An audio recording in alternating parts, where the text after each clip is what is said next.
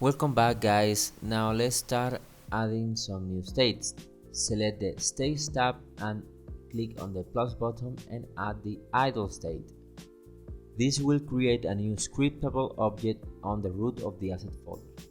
Let's drag it into the Dinos folder so we can keep it organized. And now let's go to the state layer, idle states, and as you can see we have already set some empty state animations. Let's find some animations for this animator. Let's go to the Triceratops animations, and luckily we have 3 idles on this little guy. So let's drag the idle, the look back, and the look side. We can remove this last one because we don't have any more idle animations. But in case you need more idle state besides these ones, you can simply select the last one with the transitions and hit Ctrl D to duplicate it. For playing a random idle animation, we have this random behavior here on the substate machine. As you can see here, the random parameter is the one that decides which idle animation it should play. Now, if we change the range of the random value to 3, for example, and on the second change it to 2 and the third to 3, the 3 idols will have an equal chance to be played, because the default will be 1, the second will be 2, and the third will be 3. So you can see here. Now it's random, so it will pick a random value. Change, now change, now change. There you go. Now what I usually do is to set a higher value to the random behavior, and let's set here to 9 and this one to 10, so the first idle, the default idle, have a higher chance to be played. So if the random parameter goes from 1 to 8, it will play the default, and if it goes to 9, it will play the second. If it goes to 10, it will play the third. Now let's test this out. As you can see here, let me select the Triceratops. It goes to 10, then it goes to 2, then it goes to 10 again. At 6, it plays the default value, and also with 7. Okay, you get the point. Now let's add the Locomotion State. States have priorities, so high priority state will be try to activate themselves before lower priority state. So as a common recommendation, idle should be last and locomotion should be on top of idle. Now let's go to the locomotion substate machine and let's add some animations. Now this little guy only has run animations. I mean run forward, run left, and run right. So let's remove all the trots and run animations, and let's use walk with the position Y value of 1 for the run animations we have. Luckily we can use the same run animations backward as the walk back, walk left, and walk right. Let's drag the idle animation to the idle slot. Okay, let's drag the dino to see what is going on. Let's go put the run to the wall, the run left to the left slot, and the run right to the right slot. Let's also fill the turn right and turn left animations that we have here in the bottom. Turn left to the turn left and turn right to the turn right. And finally let's use the runs animations on the backwards slots and set it to -1 on the speed. It should be better if we have walk back animations, but this will do the job. Now if we try to move with the WASD keys, we cannot do that because there's something missing, and that is the malverse input script. So you need to add it.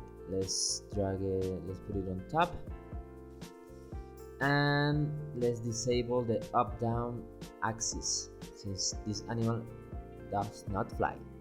But if your animal flies, you need to hit the create button. This will create a new axis that can be used to go up or down while flying. Here on the inputs axis, down. And the keys are space and C. Space to go up and C to go down. Now, if we hit play, we should be able to move the dino with the WASD keys. We can go front, we can go backwards, and everything is working as expected. But if we go uphill, the animal won't fall because we do not have a fall state. So let's add that next. So let's go to the states and hit the plus button and add fall. Now let's save it to the Dinos folder again.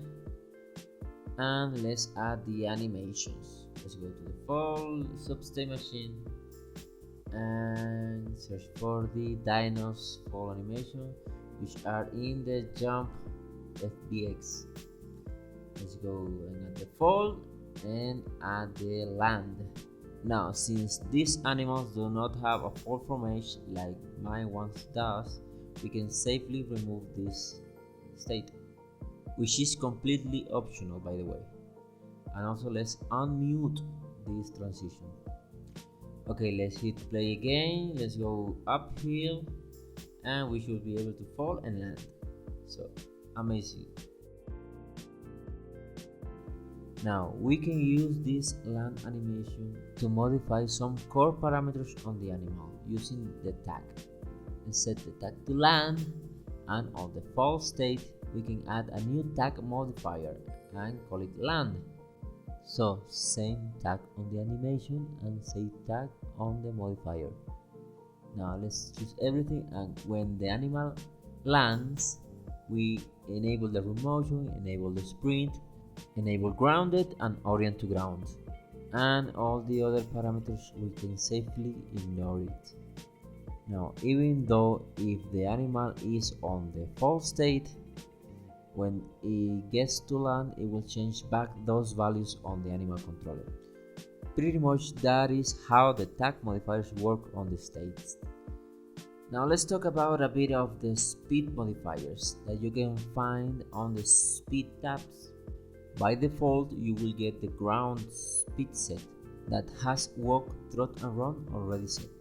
But since our little guy only has one, we can rename this to run and remove the other ones. You can find more information about the speed modifiers on the documentation listed below. But for now, let's go ahead and duplicate this speed and create a sprint for the run. This vertical speed value is the same one that has on the locomotion blend tree for each Y position. As you can see, we have one. So to make a sprint, what we can do is to increase the animator's speed and keep the vertical speed to 1. Now to activate the sprint, we need to create a new input. Let's call it sprint and set the key to left shift. Now we need to connect the sprint value to the animal controller. Create a new listener on the input change, drag the animal script to it and search for sprint. Let's test it out. Now if we hit shift, we should be able to sprint. You can see on the ground speed set how it changes from run to run sprint. We can also change how fast the animal will turn by changing the turn multiplier. As you can see here, you set a higher value like 60, will turn a lot faster. Let's set it back to 2 for now. If your animal does not have turn left or turn right animations, you can also change the speed of the rotation using the speed modifiers. For example, if we set 20 on run and run sprint and test it out, you can see we can turn a lot faster regardless the root motion turn animations. If you like, you can change the way the animal moves by enabling camera input. That way the animal will always go towards the camera forward direction, like most character controllers does. Now let's add a new state. Let's add the jump state. But this jump is meant to be used with my animals, which they have root motion jumps. So let's use the jump basic instead. I recommend to use always this jump basic state for any other assets. Let's create a new input for the jump. Let's call it jump and let's change the key to spacebar. Now we do not necessarily need to connect the input to the animal controller since this state have a parameter called input. And if the new input created has the same name as the parameter on the state, they are automatically connected. Now let's add the jump animations. You can safely remove these ones here because they are used for the jump state, not the jump basic. Now let's find the Triceratops jump animation and drag it and use it on the jump basic state. Now if we hit play, we should be able to jump. Beautiful. Let's see how can we make the jump more appealing. Let's change some parameters. Now here on the states panel there's an option called clone states. This should be always on, but for modifying values while editing, let's disable it for now. Let's select the jump phase and let's hit play and see what can we change. Now let's change the exit time to a lower value so the jump will stay active for less time. It's good, but it's not quite there yet. We can change the transition, the exit transition from the jump animations. Let's change the exited transition to a higher value, something like 0.6, so changing to fall can be a bit smoother. Now that was a bit better. Let's change also the height. Let's change to a lot of lower height, something like 7. It's getting there. Yeah, I like this one. If you enable jump press and then quick tap the spacebar, you will a tiny hop. And then you press it completely, you will get the full jump. Let's keep tweaking the values to get a better jump. And since we are changing values on a scriptable object, we will keep the changes after exiting play mode. Now, okay, let's disable jump press because I don't like it that much. Now, if you can see, we can control the animal while jumping. We jump and go back, we can move it on the air. Now, if we disable air control here and on the fall we disable it too, and then we jump, we rotate, but we cannot control the animal, which in some cases it could be what you want. Now this is a good example on how to share variables on the animal controller. We can right click and create a new one in Modifiers animations, scriptable bars, and go to Boolean bar. Let's call it Triceratops air control, and let's give it a description. Let's set to manage the air control while on the air. Let's use this new variable on the fall in the air control. Let's change this to use variable, set it here, and on the jump let's do the same. Now this variable is shared between these two states. Let's do the same for the air movement. Let's create a new float scriptable bar. Let's rename it to Triceratops air movement and give it a value of 10. Let's do the same. Let's set it to the air movement parameter on the fall state and on the jump.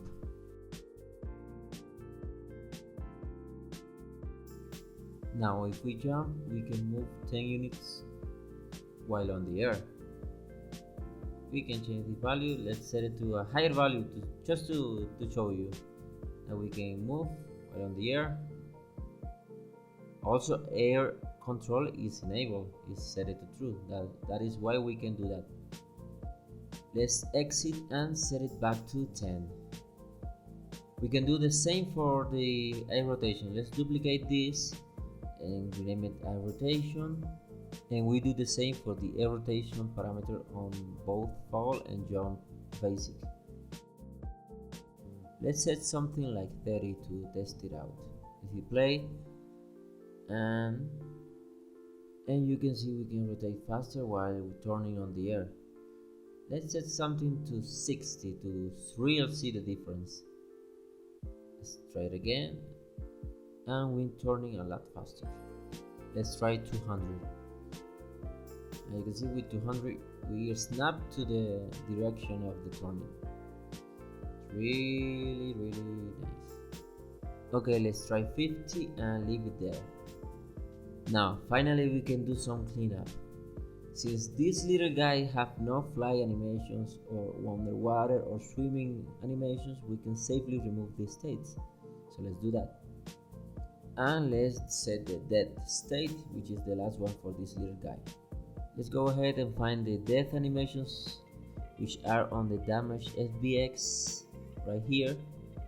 And since we have only one, we can just use one animation state.